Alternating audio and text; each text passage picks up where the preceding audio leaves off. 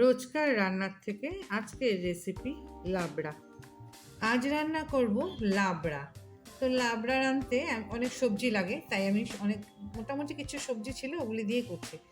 তো আমি নিয়েছি এখানে ঝিঙা, এরকম ছোটো ছোটো লাল আলু, মূলা, মিষ্টি কুমড়, কাঁচা লঙ্কা, আদা, বেগুন, সাজনা, কচু, আর ফোড়নের জন্য পাঁচফোড়ন, তেজপাতা আর শুকনো লঙ্কা। এই দিয়ে আমি আজ রান্না করব লাবড়া।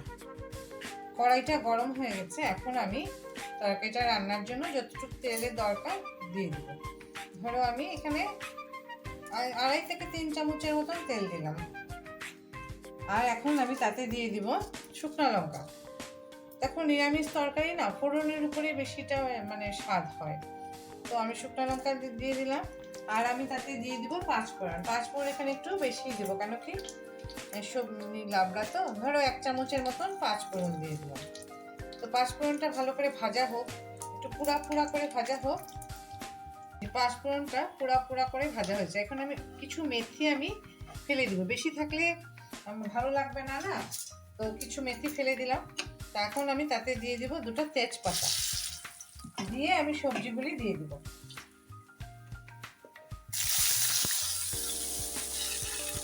সব সবজি আমি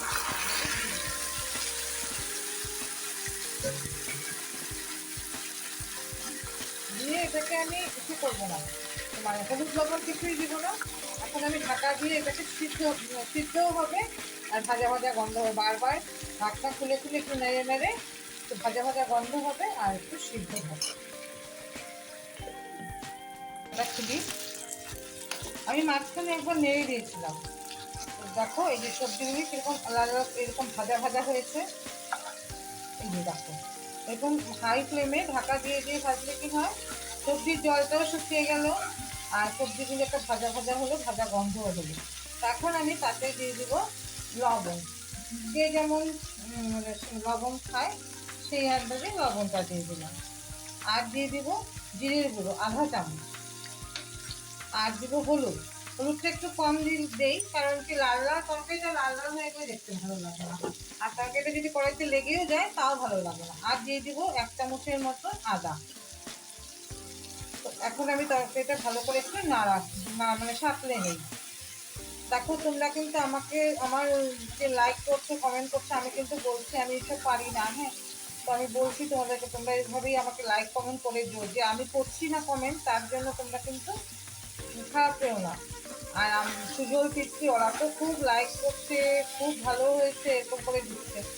এই দুটো বাচ্চাকে আমি কিছু খাওয়াতেও পারি না, ওরা আসেও না, কিন্তু ওরা খুব ইচ্ছে করছে গো, আমার ভিডিওগুলি দেখে। তো এটা একটু সাঁতলে নিই, আরও 1-2 মিনিট একটু সাঁতলাই, কারণ তো ওই যে আদা দিলাম আর জিরা দিলাম, এটা একটু মানে কাঁচা গন্ধটা যাক। এই যে তরকারিটা ওই যে আদা জিরা দিয়ে মোটামুটি আমি 2-3 মিনিট সাঁতলে নিয়েছি। এখন আমি তাতে জল দিয়ে দিব। জল বেশি লাগবে না, কেন কি ঢাকাতেই অনেকটা সিদ্ধ হয়ে গেছে। ধরো 1/2 গ্লাসের মতন জল দিলেই হবে। এখন আমি তাতে দিয়ে দিব সামান্য চিনি, আর দিয়ে দিব কাঁচা লঙ্কাটা আগে দিলে কাঁচা লঙ্কার গন্ধগুলি চলে যায়, এই জন্য আমি চিড়ে কাঁচা লঙ্কাটা এখন দিয়ে দিলাম। দিয়ে আমি ভালো করে ঢাকা দিয়ে এটাকে সবজিগুলো সিদ্ধ হোক, তরকারিটা হয়ে যাবে। যখন ভাতের সাথে গন্ধরাজ লেবু দিয়ে লাবড়া মাখবো না, ও একটা গরসই দাম লাগবে। তো এখন আমি ঢাকা দিয়ে রাখি, তরকারিটা হয়ে যাক। এখন ঢাকনাটা খুলে দেখি, বাহ কি সুন্দর হয়েছে। দেখো আমি 5-7 মিনিট সিদ্ধ করেছি, এই আমার কমপ্লিট হয়ে গেল লাবড়া। গরম ভাতে গন্ধরাজ লেবু মাখবো আর খাবো লঙ্কা একটু জোরে। তো আমি গ্যাসটা অফ করে দিই, এই আমার কমপ্লিট লাবড়া।